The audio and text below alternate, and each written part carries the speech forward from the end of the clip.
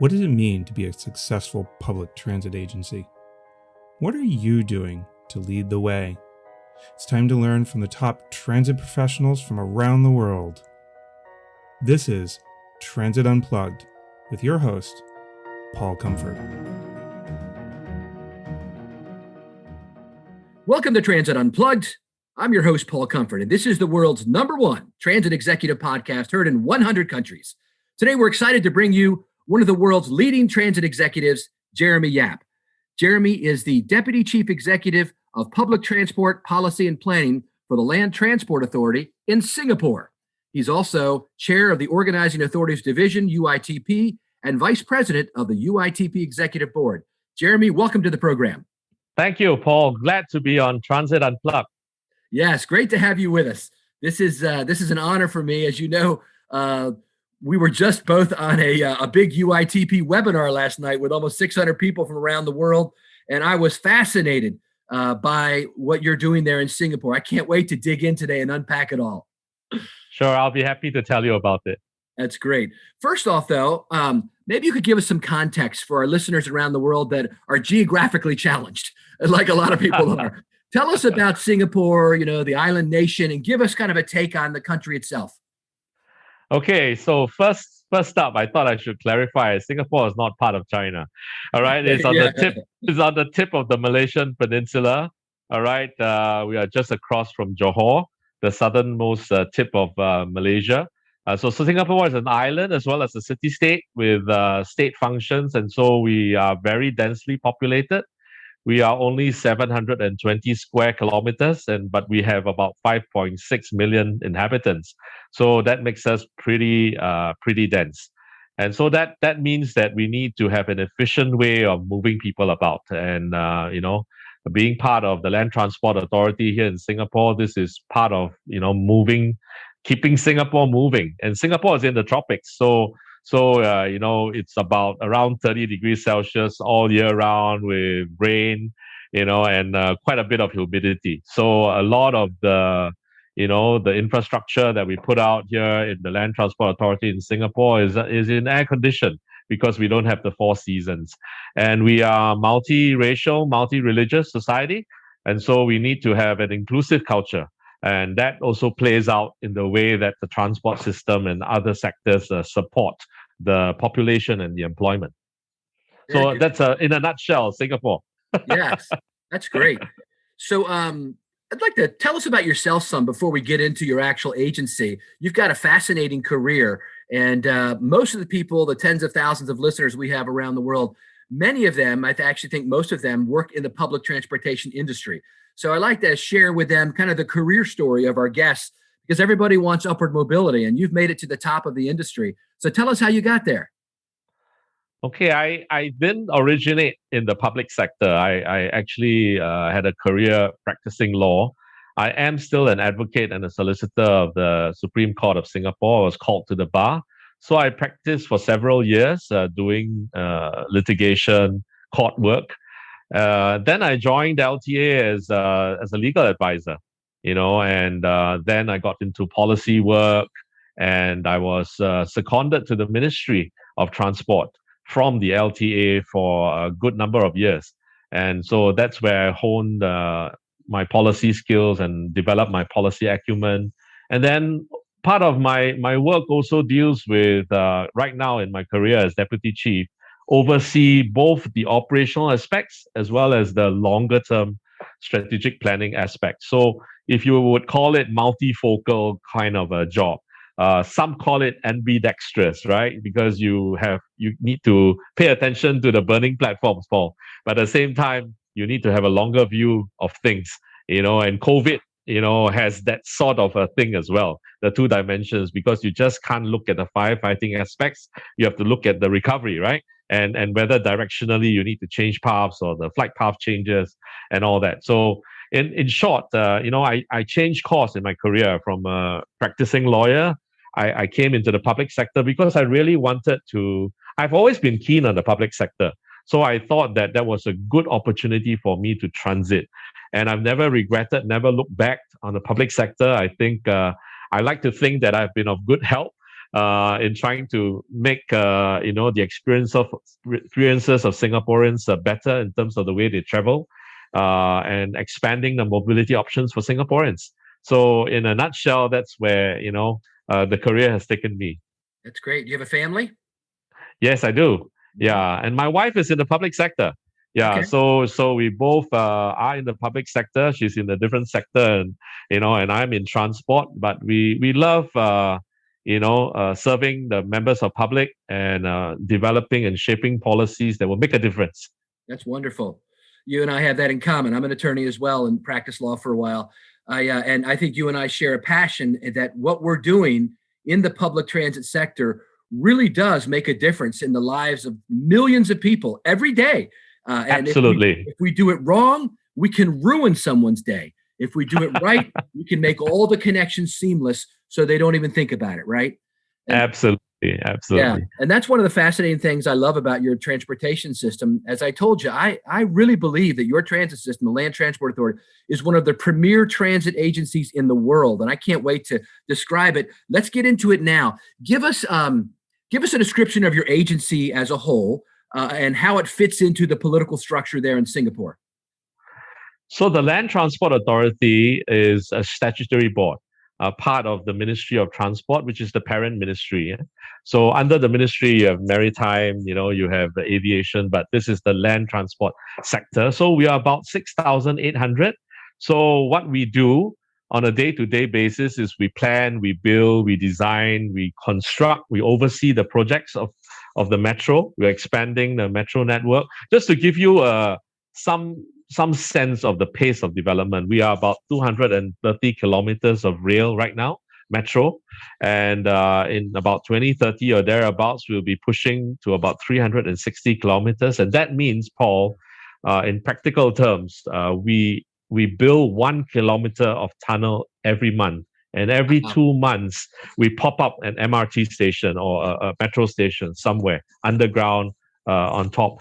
And that goes on all the way until 2030. That's the pace of construction that we have to undergo in order to develop and expand a more comprehensive network, which is the backbone of the transport in Singapore. I alluded to the fact that we are very densely populated, and along certain geographical corridors is where we need to have very high quality public transport that will get people, connect people to places and their possibilities. So you're part of the national, in Singapore, is there like a city government and a national government, or is it all just one government? We are pretty flat. We don't have a federal state system. Okay. So we are quite flat. We report to the government, which is on the national level, and the ministry is actually formed the governing arms of the government actually over the different sectors, and the stat boards just are very much the execution arm of the ministry. But of course, we do have a discourse on the policy design because the implementation is very crucial if you design it properly. Yeah. And what type of government do you have there? Is it a parliamentary system, or what type of system do you have? It's a Westminster parliamentary system. Mm-hmm. So we've had a stable government for a long time. So we have a leader of the opposition here already in the past election, but majority, the ruling party has been around since independence in 1965. Oh, that's the year I was born. Very good. We both were created the same year. So you're going on your 56th birthday this year, your country. Huh? Absolutely. We were born in the same year. That is, in Singapore terms, our Merdeka year, the year that, we were born as a nation, got independence from Malaysia. We were part of the Malaysian Peninsula at one time. And so we became independent in 1965. And, the rest is history to where we are today. And how is your agency funded? So we are a funded stat board. So we receive government grants, a management fee to perform what we need to do. And of course, as a matter of cost discipline, we interact with the ministry on the areas of responsibility, what we ought to be doing more, what we ought to be doing less, to keep cost discipline. Because it could, if you don't manage funds properly, and we do manage public funds, it's crucial. So just to give you an idea, we have spent over 60 billion recently on the expansion of new lines, on renewal, big renewal projects in signaling, in comms, in power and track circuit. All these things that will deliver high reliability in the metro for our commuters. In fact, I would, if you allow me to give a little bit of a boast in Singapore and this system, and we have developed what we call 1 million. We've surpassed the 1 million mark as a system in the metro of what we call mean kilometers before failure, meaning runs 1,000, 1 million, 1 million NKBF before a commuter gets to experience failure. And that is the how we want to deliver a high quality public transport for our commuters, because Singaporeans deserve that. So we thought, this is something that we'll put resources behind and we manage it properly so that we can keep, that reliability very high. Just like if you turn on the tap, you expect water to flow. In the same way, transport is like that. If you view reliability in those terms, then as good as turning on a tap, it flows. It doesn't, stop suddenly in the middle of nowhere. So that's what we aspire to do. That's great. Let's walk through the modes now that you operate there, the rail, the bus, and kind of give us a little detail about each one. How many vehicles, what your passengers are, kind of walk us through each of the modes and describe them to us. Okay, so the rail is the backbone. I already described. It's about 230 kilometers. So we carry about quite close to about 3.4 million trips each day before COVID. Right. And then the bus side of the house carries about 3.6 million. Yeah. Okay. Let me ask you to go even a little bit in more depth, what we call inside baseball here in America. Sure. So what type of rail are we talking about here? Is this, diesel? Is it electric? Is it third rail? Is it catenary wire? Kind of walk us through. We have a mix. We have most of our rail are underground, except for the first line. Parts of it is elevated, but large parts of it is also underground. We have a policy to ground our metro systems, or at least the ones with larger vehicles, 4-car, 6-car trains, we call them. Okay. So these are all electric runs. They are all, in fact, many of them are driverless.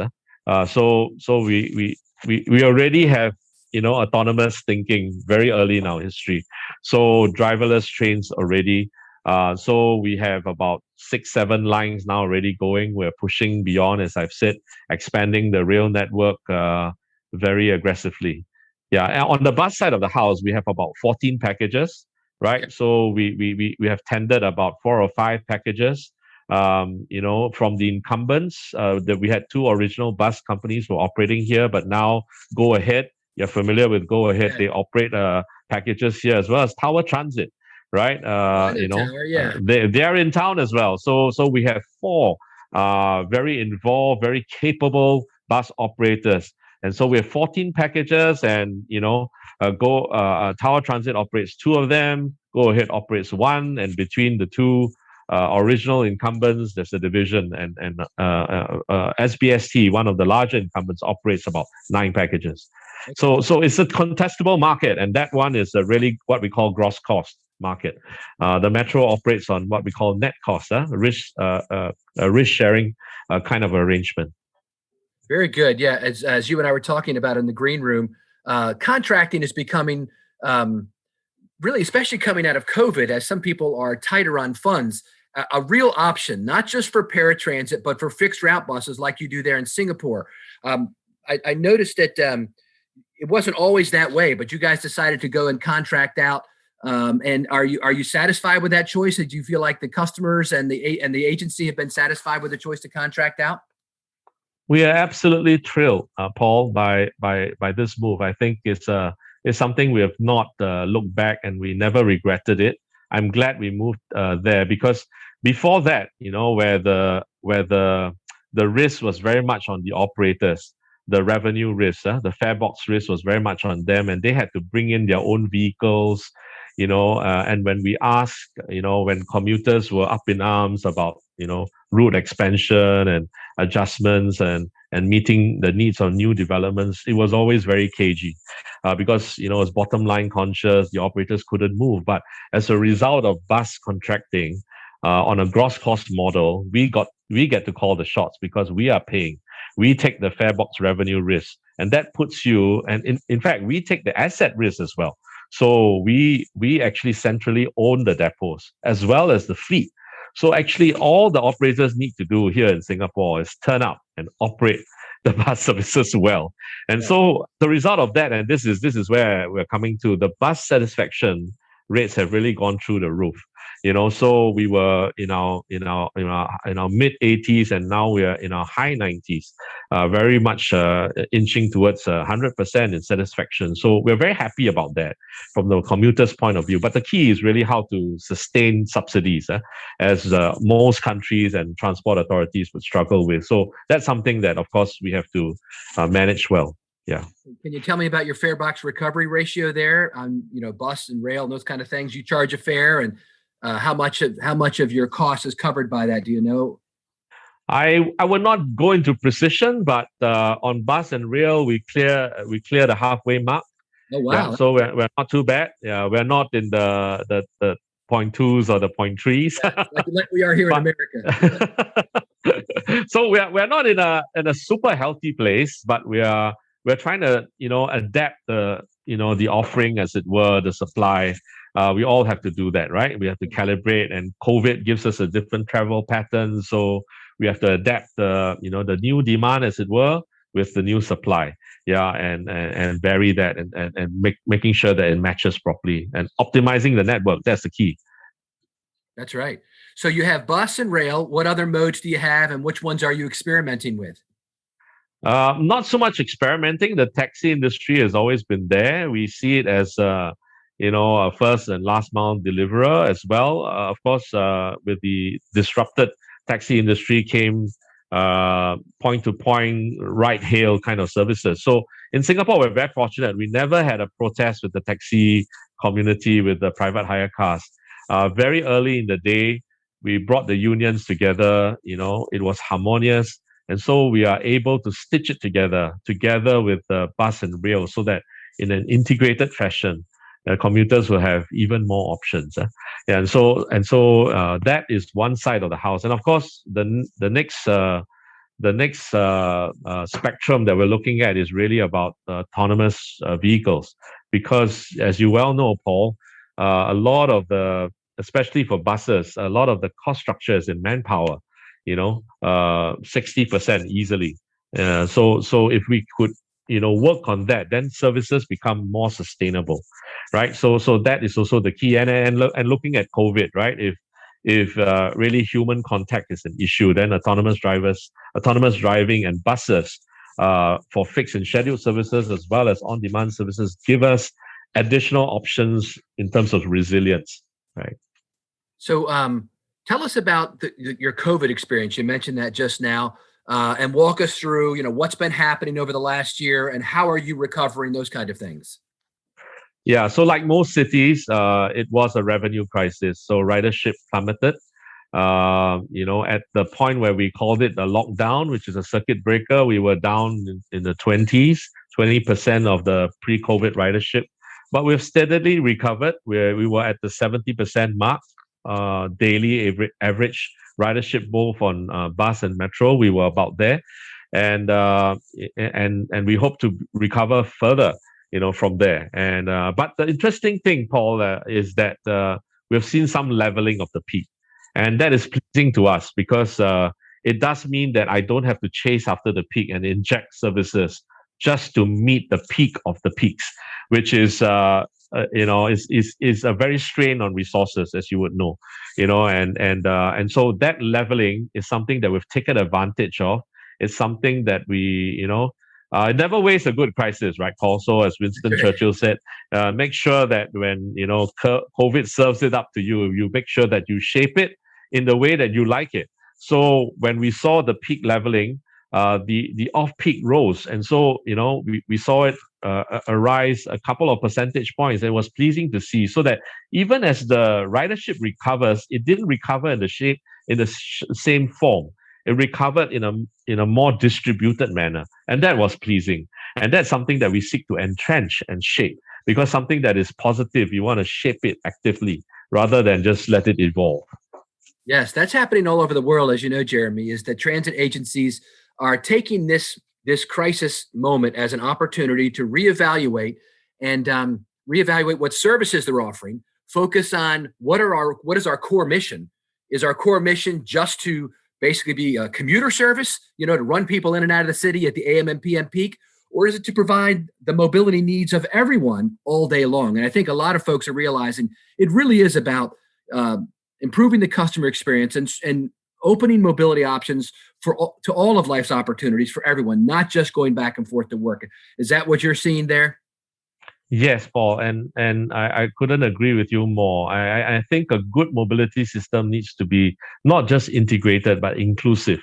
Inclusive in the sense that you expand the options and the commuters are empowered by the choices, the options that they have. So whether it's bike share here in Singapore, whether they choose to walk and cycle that last mile, even in the tropics here, we have covered linkways.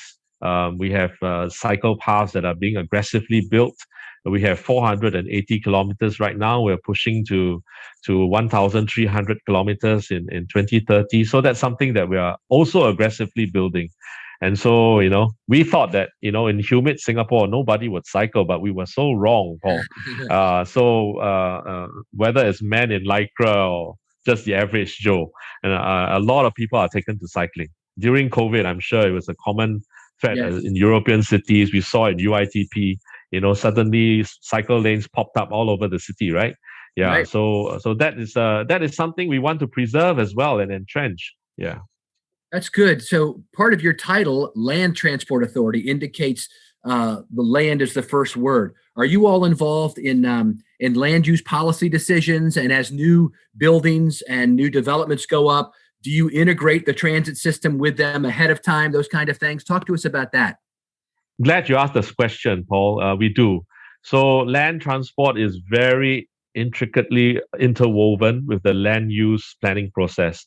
So the urban design, the whole development process. We have an interagency platform which works very closely. We have a concept plan of land use together with the other sectors. Going out 40 years, we look ahead. Every 15 years, we do a midterm review, and we go through various scenarios, population scenarios, employment scenarios, track the flight path, not just on a planning level, but on an execution level, right? We make sure that the land use is tightly coupled with transport. So whether it's TOD, that's the practice here as well. I talked about integrated transport developments. That's a feature here where we couple land use very closely, the timing of parcels that are coming up, where are the population centers, and we guide the infrastructure development to where the catchment is. And that's so important, right? Because that's where people work and play and need to do and go about doing their daily business. How about like the Hong Kong model where these new developments actually contribute long term to the transit agency? Do you have any of that going on? The value of the property going up, and so they should push some of that money toward transit because you're helping them bring in customers or their tenants. Yeah. The Hong Kong model is a unique one. We have a variation of it. We have a variant of it, and that is, every time we put a new rail line, of course, the land enhancement value goes up, right? We call it land value capture in some sense. Yeah. And when for Singapore, it goes back into the value of the property because the controller will revalue the piece of property that's where the station is or where the public transport node is, and then it gets built into the taxable income in terms of the property tax, the enhancement. And so we don't earmark our funds here. It goes back to the general pool. So we don't have a very strict hypothecation policy, but I would dare say that we spend a lot more than we collect. Right, so our spending is in excess of 8 billion every year, Singapore dollars. So it's quite a bit. Yeah. What's the conversion rate? Do you know between Singapore dollars and let's say US dollars or euros or whatever to kind of give us a feel? Well, 134, Singapore dollars would get you a US dollar, I think. Okay. Yeah. That's good. Yeah, So thereabouts. very similar then. Okay. And where are you at when it comes to service to, I think you and I share this. I'm very passionate about making sure that people with disabilities and the elderly have access to mobility. I spent most of my career, my early career, working with I started working at a Department of Aging for the first 7 years. How do you service them? Do you have any special services, or how does that work? No, I'm very passionate about this, Paul, and I'm sure you are. So it's in the design of the system as well. Okay. So we make sure that there are barrier-free routes, from where people live to the transport nodes that is sheltered. There are rest stops, that are tactile, so that the visually impaired can make their way to the station. At the stations, there are elevators, right, for those that are not that are not so mobile. And so we have different things, and wheelchair accessible buses are normal here, and we have started looking after dementia patients, even entering the metro system. People with invisible needs, Paul. Sometimes they are not able to tell you, so we have actually identifiers for them. Either they can choose to wear it or keep a card, so that even if they can't say anything, other commuters, we want to promote a caring commuting culture here, a gracious one, and that's a movement. And so that's something that we're working together with everyday commuters to try and improve each other's commute. And I think that is something that we are very zealous to do. And I'm glad the community is responding very well. That's wonderful. How about mobility on demand? Are you starting to move into that area? That is an area that we are moving into. Of course, we've done some experiments with fixed routes, but the cost structure is something which is challenging, especially when you well know if you serve low-lying areas, right? Very sprawling areas. Sometimes even your regular 12-meter buses, public buses can't go there, or even if they do, then it's a disamenity, right? Because it's a very low-lying area and it gets too close and the roads are narrow. So you need smaller pods, but you still need the same number of drivers sometimes, and that's where the manpower cost is. So with autonomous driving, it may transform that financial model, because you take away, a good chunk of the manpower cost. So even if you put a safety driver on, it's not the same level because that guy doesn't drive, and Right. the rates are different. So even if it's not autonomous level 5 driving, it's autonomous level 4 driving, we're trying to experiment that already. In the pilot towns in 2022, we are going to Punggol, we are going to Tengah, we are going to different parts of Singapore to do trials, and these are revenue trials. We've called a collaboration request for collaboration. Getting proposals already. In fact, we have a revenue trial that's running in Jurong Island, one part of Singapore already. Revenue service on autonomous buses. So that's the future. That's something that we're putting resources in. It's not just autonomous driving for the sake of autonomous driving. We really don't want to see an autonomous traffic jam. The key is, how do you enhance the value proposition for public transport using the technology, using the data? I think that is the key. Excellent. So I have three more areas I want to cover. This is a fascinating conversation. The first one will be, I want to ask you about your amazing faring and how ticketing and all the kind of stuff you're doing right there in that field. Then I want to talk about your 2040 goals, 2030 goals, just phenomenal, what the future is going to be bringing there. And then finally, I'd like to touch on your role at UITP and the role that UITP plays around the world. So let's touch first on your faring and ticketing. Walk us through how all that works and your integrated network.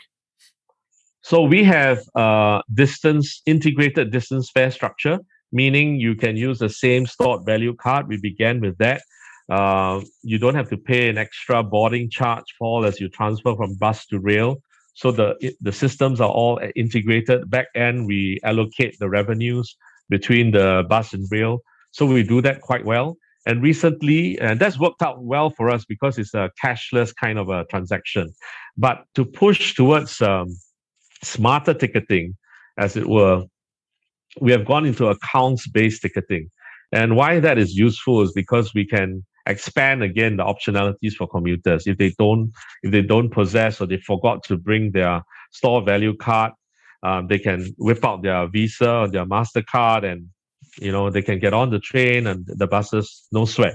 And that's something that we are promoting. And after 2 years, we are at almost the 18% mark. That's quite a good take up. alongside the stored value card system. And so it's very pervasive. So you can use it, for non-transit purposes, for the transit system. And that's something that's working very well for us because you can do mobile top-ups. You can top up back end for your children. When you lose your card, it's not anonymous, right? You don't have that worry anymore because everything is back end and you don't lose any of the money and that is stored in the card. So it's worked out well for us. It's something that we are balancing, and the commuters have given us good response to the product.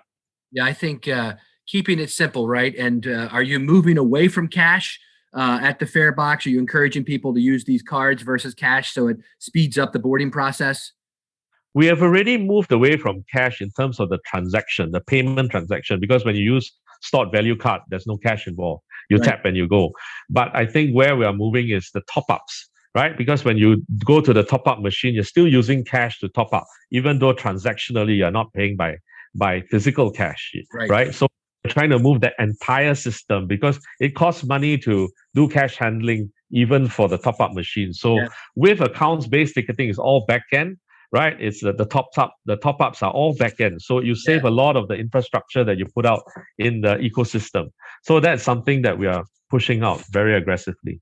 So are you saying that you don't allow cash at all like they do in London where there's no cash on buses and trains? We still allow cash on buses because buses, they fly different routes and sometimes our seniors get on. That's something we're working as well to remove cash payment. But when we reach that point, even today, with the cashless payment, you can't pay by cash for the metro system. And we just allow some people with the last ride, just to go through. Operationally, you can always handle it by exceptions. But by and large, the metro system is quite cashless already. Okay. All right. Let's switch over now and talk a little bit about the future, Jeremy, if we could. So I'm fascinated by your goals. The LTA gathered feedback from commuters about their concerns and requirements to develop a land transport master plan, which addresses your emerging challenges. And the current plan goes through 2030. And I know you have other plans too that go beyond that. But I love one of your goals. 85% of all public transport journeys, less than 20 commuters to be completed within an hour. 8 in 10 homes located within a 10-minute walk from a train station. 75% of all peak hour journeys to be made on public transport. Those are amazing, Jeremy. And you're already making progress, right? I mean, I look at your bus is 29% the same as car usage at your peak hours already. And that doesn't even count your rail and your walking and bikes. You guys are really transforming your society away from cars toward using more public mobility. Those strategies, Paul, are part of what we call a car-like movement, right? We want Singapore to be a car-like city, and it takes both push as well as push levers to achieve that, right? So we have Singapore is renowned, for our push levers, and they are not politically very friendly, right? So we control our vehicle population, right? So we cap it is at zero growth. We also have electronic road pricing, right, to make sure that it's inconvenient and pricey to drive, right? Because, roads are a scarce commodity, and so we need to price it. And that's also nudge factors to nudge people to public transport. But you need to invest in public transport to make sure that even as you push people to your alternatives, there are excellent alternatives. And that's where, high quality public transport comes into play. What's your vision and the ministry's vision for your agency and for public transportation services there in general over the next 5 to 10 years? I've outlined a few goals, but give me kind of your take on it. Where are you headed? And in 5 or 10 years from now, you're going to look behind, and what's it going to look like? So it's very much outlined in our Master Plan 2040. Basically, the three trusts there is 20-minute towns, 45-minute city, end-to-end. So that would take an aggressive building of the metro system, the bus network, feeding into the metro system, integrated with, ability of people to get around the town in 20 minutes. That means cycle lanes, on-demand transport, autonomous vehicles. That first trust. The second one is transport for all, meaning we don't just forget about inclusivity at the expense of efficiency, which is 20-minute town and 45-minute city. It's always in balance. And the third is healthy lives, safer journeys, right? To make sure that, we are clean in the way that we move. So electrification is very much, in the same cycle as autonomous bus development. And so we look at those things together. So in 5 and 10 years, I hope to see a cleaner Singapore, a happier Singapore, a more efficient way people travel with expanded optionalities, with more people being included in the system. Accessibility is great. There's great social equity in the system. And also, in terms of the healthier options, right, is green and people's lives are enabled because of the transport system as well. Their mobility needs are eased and enabled. The wonderful vision. I can't wait to hopefully get a chance to visit in the next few years. Please do, Paul. Yes. I was planning to come there during COVID hit and couldn't make it. So let's talk a little bit about your role at UITP and for those who may not be familiar with the International Transport Union, tell us a little bit about it and then how it's governed and your role there and what the goals are of the group. So the UITP has, of course, full-time, staff, and it's headed by the Secretary General, Muhammad. And Muhammad, the UITP has an executive board for which I serve on, and it has several divisions, country divisions. It has various divisions, and one of which is the organizing authorities, meaning those who organize public transport. And so I chair that division. So we are within the division, we're a community of organizing authorities, people who plan transport. So we are not, unlike the operators, who are also part of the UITP and the suppliers, we are not in competition with each other, because as regulators and planners, we can have a community of practice, right? We only share, we are not bidding for a job, as it were, in the market. And so we always share good practices. And this is my work in UITP, to ensure that the division of organizing authorities in terms of the membership in UITP is fairly represented. And we have a good community of practice going. Yeah, we have an organizing authorities committee that does a lot of the work, knowledge briefs, policy briefs, action briefs to develop toolkits for authorities. During COVID, the recovery, exchanging lessons, looking at demand management, looking at rebooting financial models, post-recovery. So these are the relevant work, the future of mobility, and agility in policy making, stuff like that. So these are the areas whereby authorities, come to each other, and these members serving members, right, to be able to feed off one another and cross-fertilize ideas and put it out there. It's wonderful. Yeah, UITP is a wonderful organization, and I think it's massive in its scope and scale because it's global, and the studies and the webinars and all the resources and tools they provide to transit professionals are phenomenal. And I would encourage people, if you're not a member or you're not accessing all the resources that UITP has, if you are a member, to do so, because it's so rich and in depth. And so thank you for that. And I guess my last question to Jeremy is, as one of the world leaders in public transportation, last year in July, the New York Times published an article which talked about a potential death spiral for transit because of COVID, meaning there would be, the lockdown meant less riders, which means less revenue coming in, which means less service being able to be provided. And then that causes the same cycle to spin down. Well, that's been proven to be untrue, in my opinion. I believe that transit has proved to be resilient.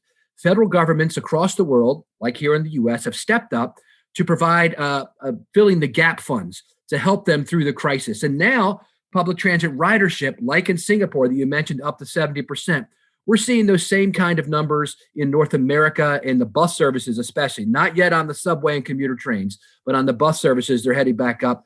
So give us, I guess, an exhortation to people who are working in public transit to talk about what is the vision of us coming out of COVID as a kind of renewed in our vision, scope, and purpose, and how do we meet the needs of people going forward? Yeah, so I would exhort, all public transport planners, public transport workers to not give up and not believe that this is the end of transit. In fact, I think it has presented transit and with so many good ideas and golden opportunities, and it's not just a silver lining, it's golden opportunities for which we have spared a lot of effort and never able to do. So one that I talked about is the distribution and optimizing of the network.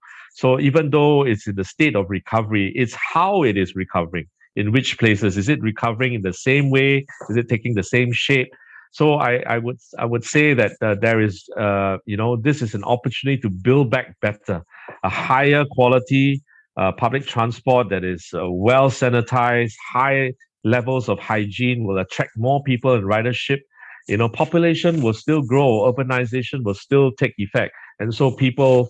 Population and employment will still be the drivers of growth, and you need to carry people in urban cities via mass transit. So it will not go away. Directionally, we've found it to be true. Recovery takes time, but I'm sure we'll get there. And it's important for governments to be responsible, to help authorities tide over, operators as well. And so that it's all part of relooking at some of the risk allocation, right, within the financial models as well. Who is best to bear the risk? And then this is a wake-up call for us. It also shines the light on some of the gaps that are existing. And so if we look at it positively, I would exhort everyone to be optimistic. I think the better days are yet ahead for public transport. Well said. Jeremy Yap, Deputy Chief Executive for Public Transport Policy and Planning for the Land Transport Authority in Singapore. Thank you so much for being with us today, for your guidance and your leadership, not only in Singapore, but for the entire world. Thank you, Paul. It's a pleasure. You've been listening to Transit Unplugged, powered by Trapeze Group. To stay up to date with all the new episodes, you can get updates via email or subscribe wherever you listen to podcasts. Learn more at transitunplugged.com. And thanks for listening. And speaking of thank yous, a little late breaking news after we recorded this podcast, we learned that Transit Unplugged was nominated for 2 Quill Podcast Awards. We've been nominated for Best Business Podcast and Best Branded Podcast. So thanks to all of our listeners who nominated us for this award. We are really excited. We can't wait to find out the results on June 11th.